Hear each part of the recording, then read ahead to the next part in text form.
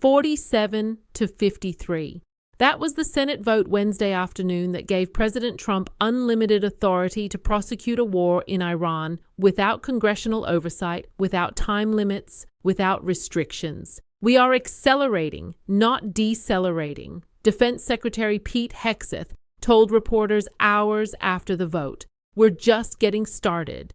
Iran's capabilities are evaporating by the hour, while American strength grows fiercer, smarter, and utterly dominant. Not 4 days, not even 4 weeks, indefinite.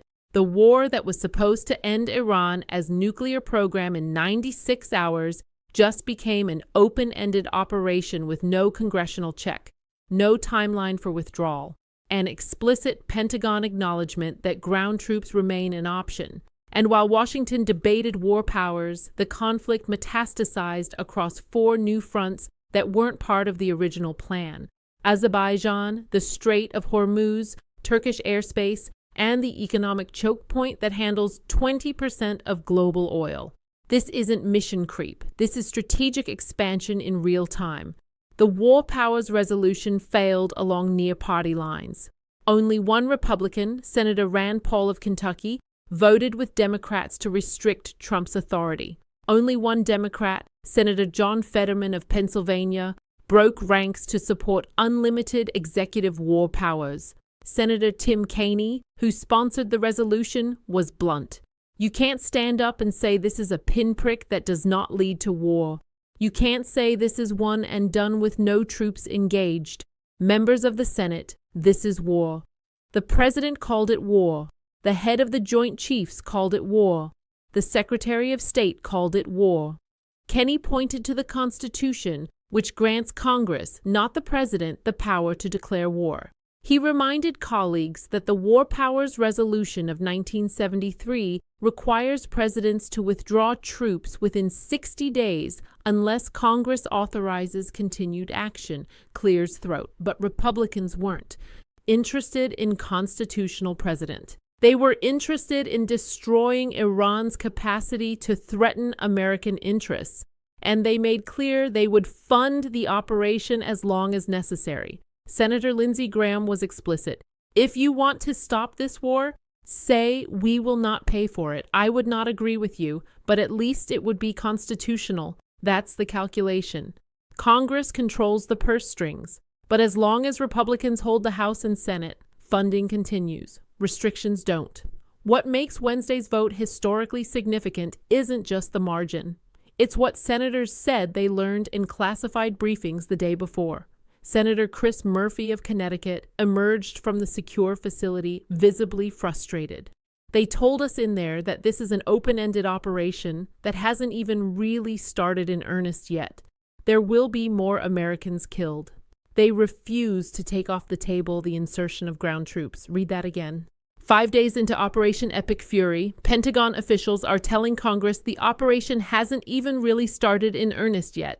6 American soldiers are dead. Over 920 Iranians killed, including Supreme Leader Ali Khamenei, and hundreds of schoolgirls, 20 Iranian naval vessels destroyed, the Iranian state effectively decapitated, and the Pentagon is calling this the preliminary phase. Senator Jerry Moran of Kansas, a Republican who voted against the War Powers Resolution, admitted he had no idea how long the conflict would last, even after the classified briefing. I don't think the information is sufficient because it's unknowable, Moran told reporters. Unknowable. That's the strategic framework. The war that was sold as surgical, limited, and decisive has become indefinite, expandable, and unpredictable. And nobody in the administration is offering a definition of victory. While Congress debated the war spread to a NATO ally for the first time Wednesday afternoon, Turkish Defense Ministry announced that NATO missile defense systems intercepted an Iranian ballistic missile heading toward Turkish airspace. The missile crossed Iraqi and Syrian territory before being engaged over the eastern Mediterranean. Debris fell in Hatay province along Turkey's southern coast. No casualties. This is extraordinary for 2 reasons. First, Turkey is a NATO member. Article 5 of the North Atlantic Treaty states that an attack on one ally is an attack on all. The clause has been invoked exactly once after September 11, 2001. If Iran deliberately targeted Turkey, the war just became a potential alliance-wide crisis involving 32 nations. Second, Iran denied firing the missile at all.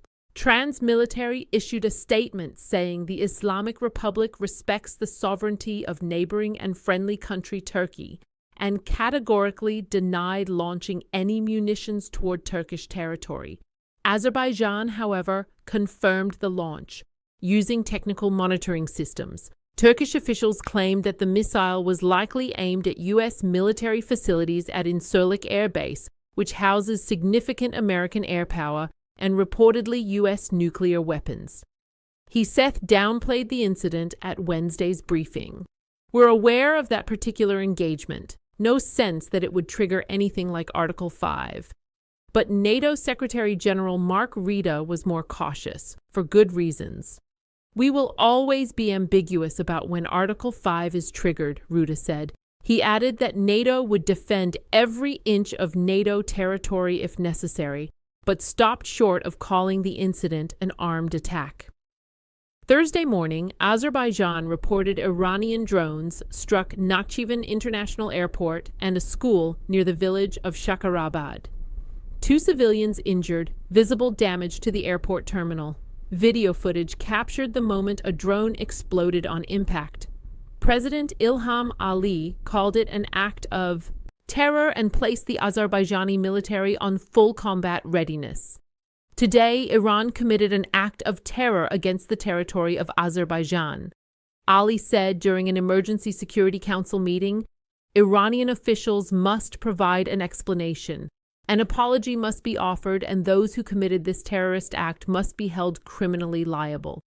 Azerbaijan summoned Iran's ambassador and demanded immediate clarification. The Defense Ministry warned that these acts of aggression will not go unanswered, and that Azerbaijan reserves the right to take appropriate response measures. Iran again denied responsibility.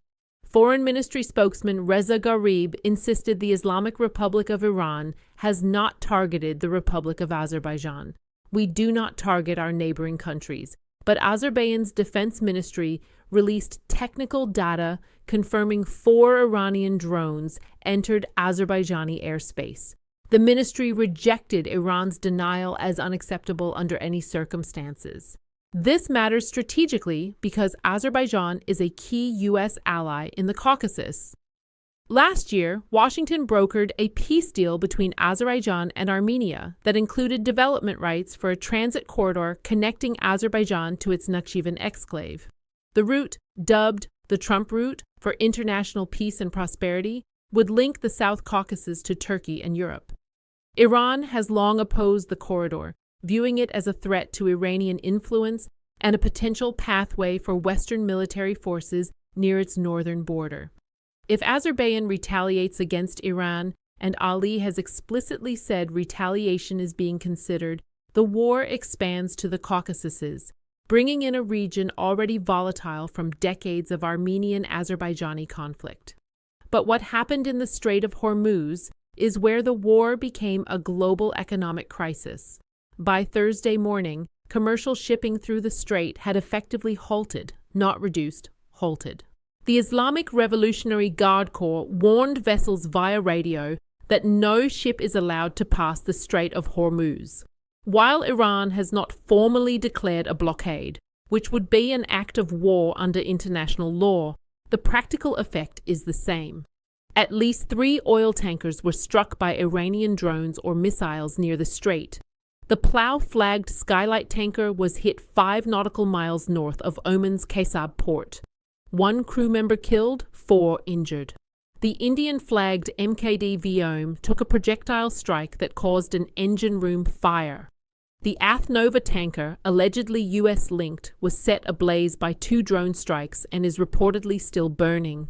Ship tracking data shows maritime traffic through the strait dropped from normal levels to near zero. Over 150 oil tankers are anchored in open Gulf waters off the UAE, Saudi Arabia, Qatar, waiting for the security situation to stabilize. But it's not stabilizing. War risk insurance was withdrawn by major providers on March 5th. American Club, Guard, Scold, North Standard, London P&I Club all cancelled coverage for vessels operating in the Persian Gulf. Without insurance, ship owners cannot legally operate. The economic risk is too high. Freight rates for very large crude carriers spiked to an all-time record, $423,136 per day. That's a 94% increase from Friday's close. Oil prices surged 10 to 13%, with Brent crude trading above $80 per barrel. Analysts at JP Morgan and Barclays are forecasting prices could hit $100 to $130 if the disruption persists. The Strait of Hormuz handles 20% of global oil supply, about 20 million barrels per day, worth roughly $500 billion annually. If it remains effectively closed, Europe faces energy shortages. Asia's manufacturing economies lose critical supply. Global inflation surges. BP evacuated staff from Iraq's Ruma oil field because tankers can't leave the Gulf. Qatar halted LG production at facilities in Mesed and Ras Laffan.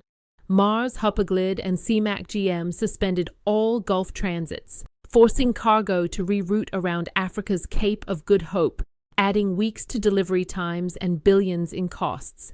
This isn't collateral damage. This is Iran using the Strait of Hormuz as an economic weapon, deliberately choking global energy supply to force the United States and Israel to end the strikes. And it's working, sort of. Trump rated the operation 15 out of 10 during an Oval Office appearance Wednesday. He projected the conflict could last 4 to 5 weeks and described American military performance as flawless. But behind closed doors, the administration is facing a strategic problem it didn't anticipate.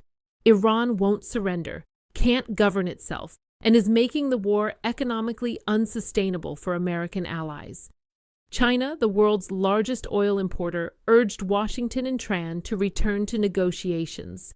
Beijing is watching crude prices spike and natural gas costs surge, threatening China's economic stability.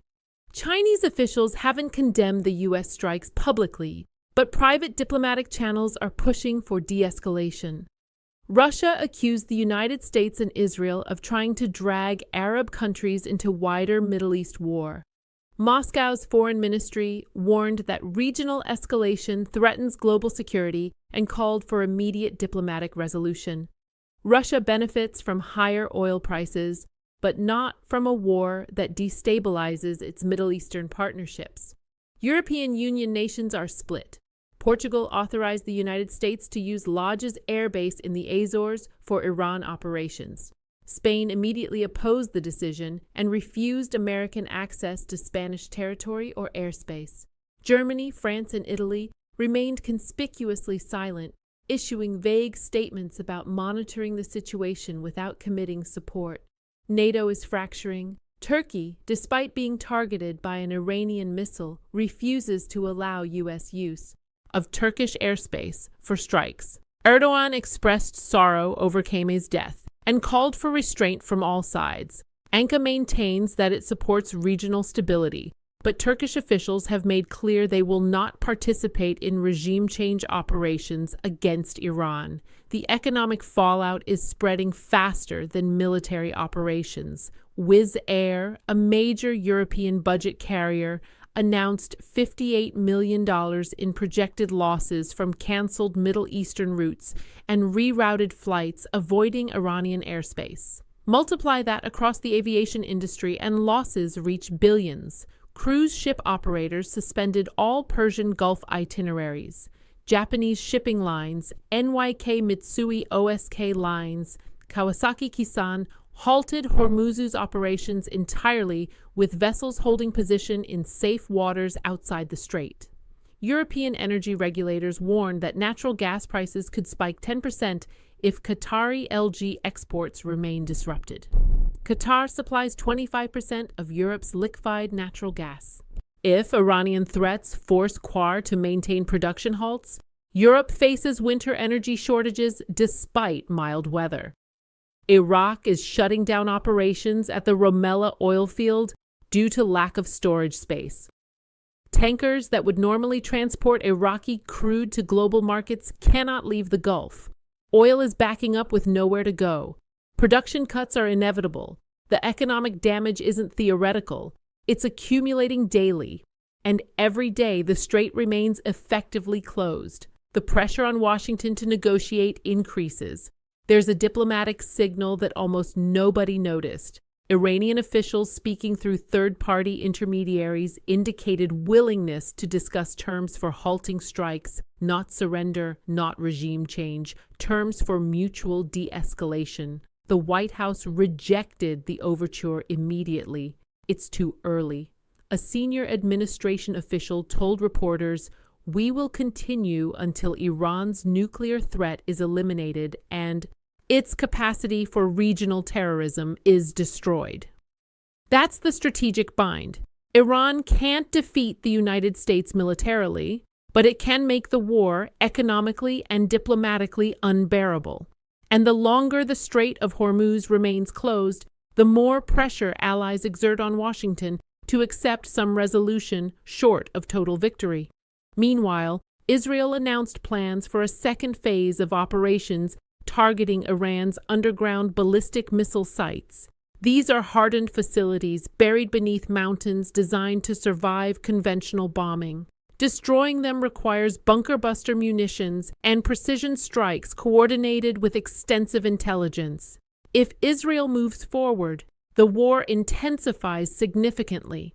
Iran's ballistic missile program is central to its deterrence strategy. Eliminating it means eliminating Iran's ability to threaten Israel or U.S. forces in the region, but it also means prolonged air campaigns with high risk of civilian casualties. Russia is maneuvering behind the scenes in ways that could reshape the post-war Middle East. Moscow has maintained diplomatic relations with Tehran throughout the conflict. Russian officials condemned U.S. strikes but offered no material support to Iran. Instead, Russia is positioning itself as a potential mediator, the power broker who can negotiate terms both sides might accept. If Washington eventually seeks an exit strategy, Russia wants to be the intermediary.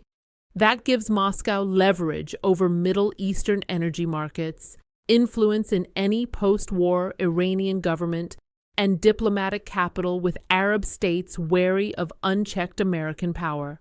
China is watching this dynamic closely. Beijing has significant investments in Iranian infrastructure and energy. If Russia brokers a settlement, China gains economic access without the political cost of opposing the United States directly. The geopolitical chessboard is shifting while bombs still fall. Wednesday's Senate vote was supposed to provide political clarity. Instead, it created strategic ambiguity. Trump has unlimited authority to wage war in Iran. No timeline, no restrictions. Congress won't stop him. But the war is expanding in directions the Pentagon didn't plan for. Azerbaijan is a new front. The Caucasus wasn't part of Operation Epic Fury's strategic objectives. But now, Ali has placed his military on full combat readiness and is publicly discussing retaliation. If Azerbaijan strikes Iranian territory, does the United States support its ally? Does NATO become involved? Turkey is a NATO member targeted by an Iranian missile. Article 5 hasn't been invoked, but the precedent is set. If Iran strikes Turkey again, deliberately or accidentally, the alliance faces a decision: respond collectively or fracture publicly. The Strait of Hormuz is closed in all but name. Global oil markets are surging. European allies are pressuring Washington for resolution. China is warning about economic instability, and Iran shows no sign of reopening the strait until American strikes end. Israel is preparing a second phase targeting underground missile facilities. That operation could last weeks or months. Civilian casualties will mount. Regional anger will intensify, and the longer Israel prosecutes the campaign, the harder it becomes for Arab states to maintain neutrality. Trump said the operation is going 15 out of 10. But his own Pentagon officials told Congress this hasn't even started in earnest yet. If this is the preliminary phase, what does the main operation look like? How many fronts can the United States sustain simultaneously? And what happens when Azerbaijan retaliates? Turkey invokes Article 4 consultations, and the Strait of Hormuz remains closed for weeks, 47 to 53. The vote that gave Trump unlimited war powers. Haig saying we're just getting started. Murphy warning that ground troops remain on the table. The Strait of Hormuz effectively shut down. Azerbaijan on full combat readiness. Turkey targeted by Iranian missiles. NATO fracturing over how to respond. And all of it happening while the Pentagon admits the operation hasn't even really started in earnest yet. The war that was supposed to last 4 days is entering week 2. The operation that was supposed to eliminate Iran's nuclear program has spread to 4 new fronts. The surgical strikes that were supposed to force Iranian capitulation have triggered an economic crisis affecting global energy markets. Congress gave Trump unlimited authority, but authority doesn't translate to control, and control is exactly what's slipping away. As the war metastasizes across regions the Pentagon didn't plan for, and allies Washington assumed would stay silent, the Senate vote removed congressional oversight. It didn't remove strategic reality. And the reality is that destroying Iran's leadership created a vacuum nobody knows how to fill. Closing the Strait of Hormuz created an economic crisis nobody planned for. And expanding the war to Azerbaijan and Turkey created alliance tensions nobody wanted. Operation Epic Fury was supposed to demonstrate American power. Instead, it's demonstrating the limits of military force when the enemy can't be defeated but refuses to surrender, when allies won't support unlimited escalation, and when economic weapons prove more effective than precision strikes. 47 to 53. Unlimited war authority, 4 new fronts, 0 endgame strategy. The war just got permission to continue indefinitely. Whether it can actually achieve its objectives is a different question entirely, and nobody in Washington seems willing to answer.